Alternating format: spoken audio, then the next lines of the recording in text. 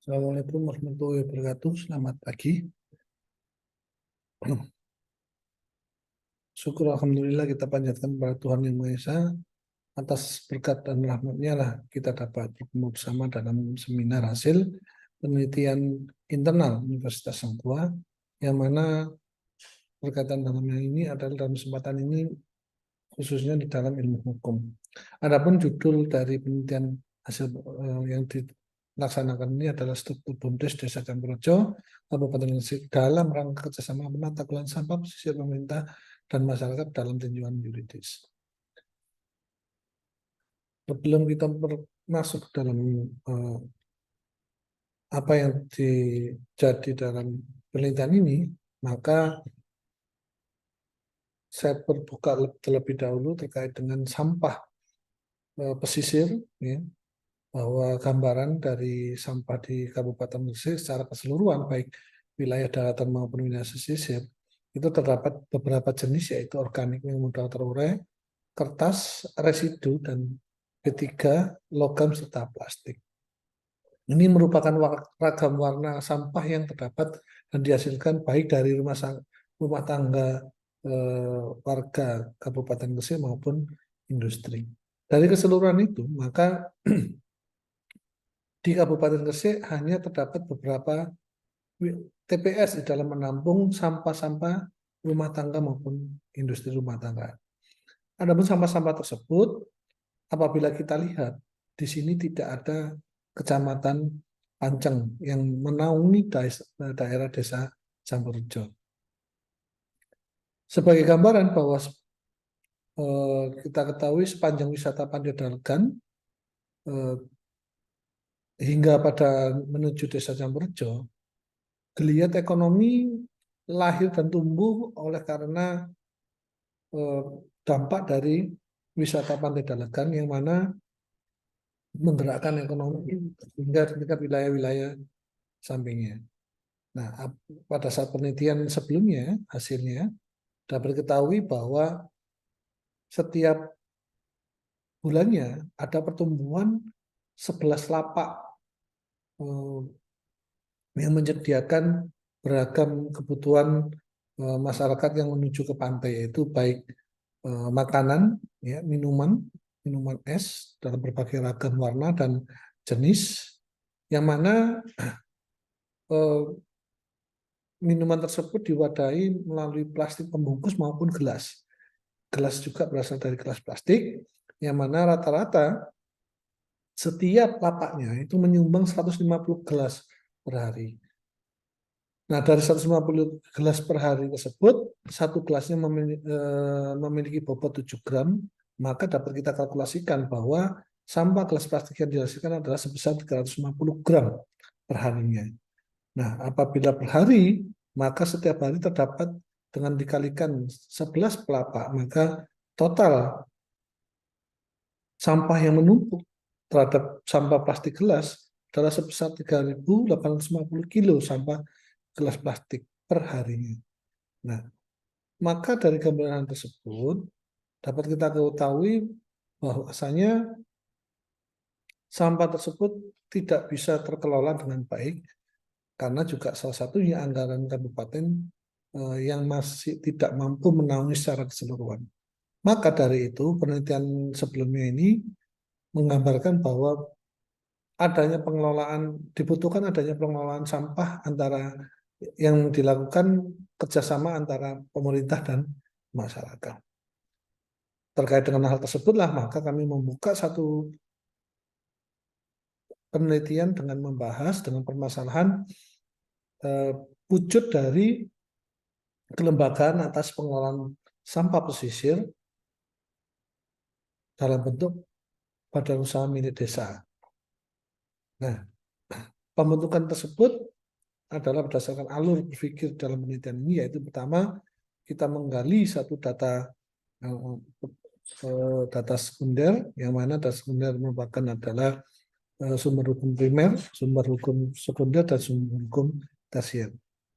Adapun beberapa sumber hukum primer akan kami sampaikan berikutnya. Setelah data-data tersebut terkumpul, maka kita lakukan analisis dengan pendapat para pakar yang nantinya hasil dari analisa tersebut kita masukkan secara inputting data dan kita bentuk dalam sebuah artikel.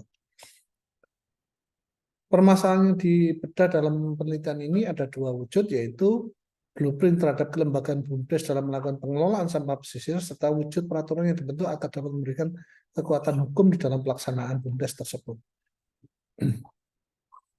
Kelembagaan BUMDes dalam pengelolaan sampah pesisir dibentuk melalui ketentuan peraturan perundang-undangan yang merupakan sumber hukum primer dari pembentukannya, yaitu berdasarkan peraturan pemerintah Republik Indonesia nomor 11 tahun 2021 tentang Badan Usaha Milik Desa, peraturan Presiden nomor 83 tahun 2018 tentang penanganan sampah laut, peraturan pemerintah Republik Indonesia nomor 15 tahun 2000 tentang tata cara memperoleh informasi ketenagakerjaan dan penyusunan serta pelaksanaan ketenagakerjaan, peraturan Menteri Desa terkait dengan pembangunan daerah tertinggal, peraturan Menteri Dalam Negeri nomor 39 tahun 2010 tentang Badan Usaha Milik Desa, serta peraturan Menteri Tenaga Kerja dalam perencanaan tenaga kerja mikro dalam badan usaha.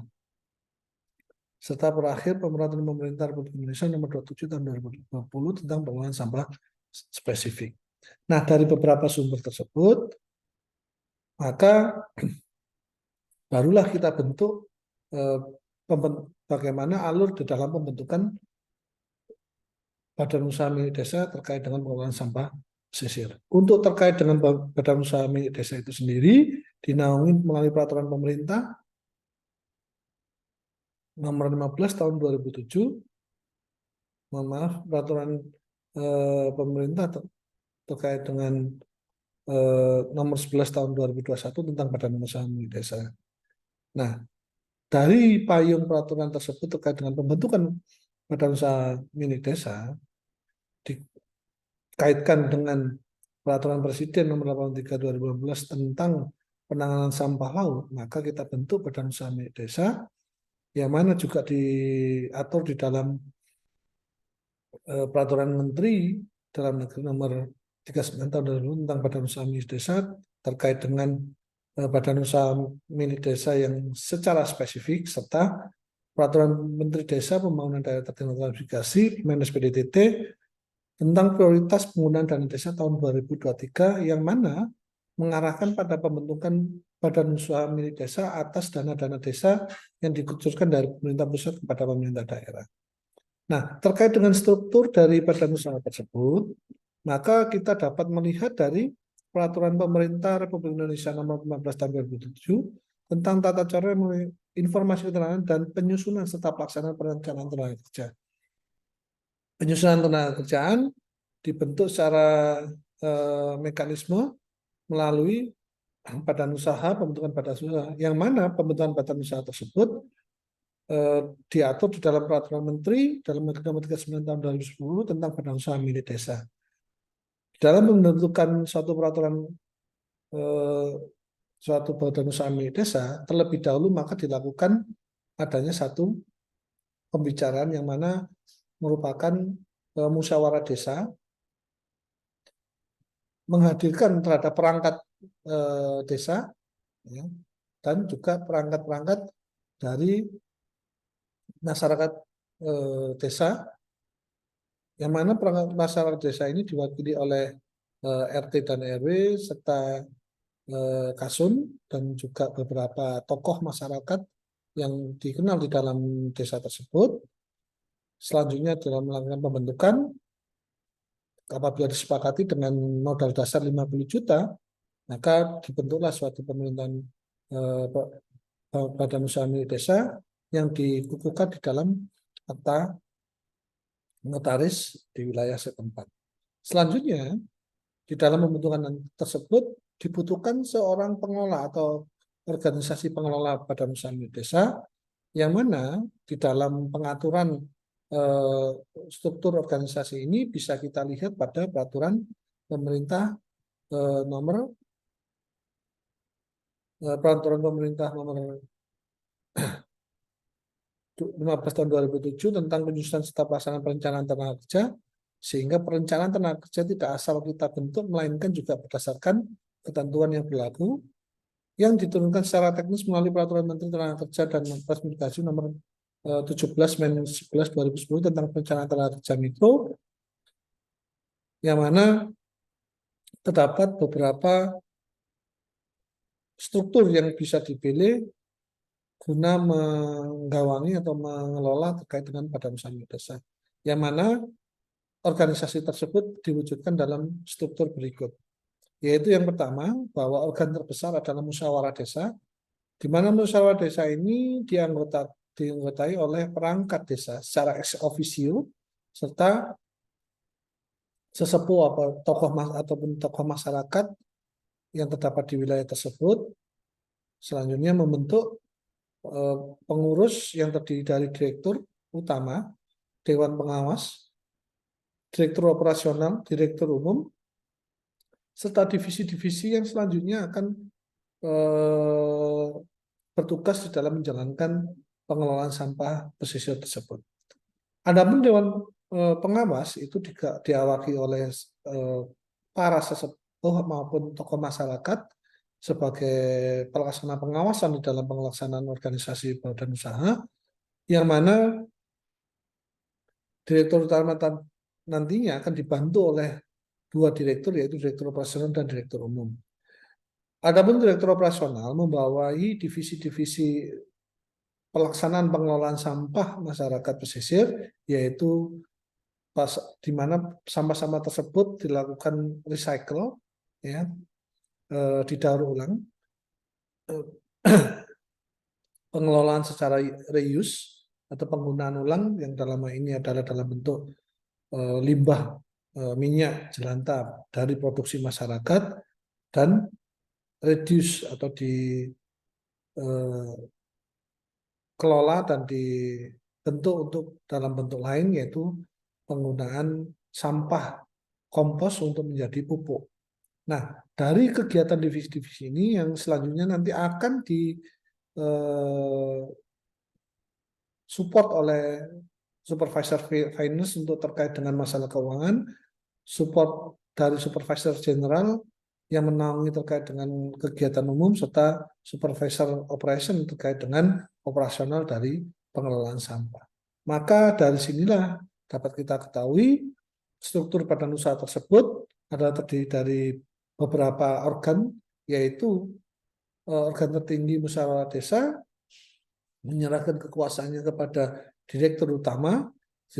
Kinerja direktur utama akan diawasi oleh dewan pengawas, yang mana direktur utama nanti akan dibantu oleh 2 orang direktur operasional dan direktur umum, yang selanjutnya di bawah direktur operasional terdiri dari tata kelola recycle, penggunaan ulang, reuse menggunakan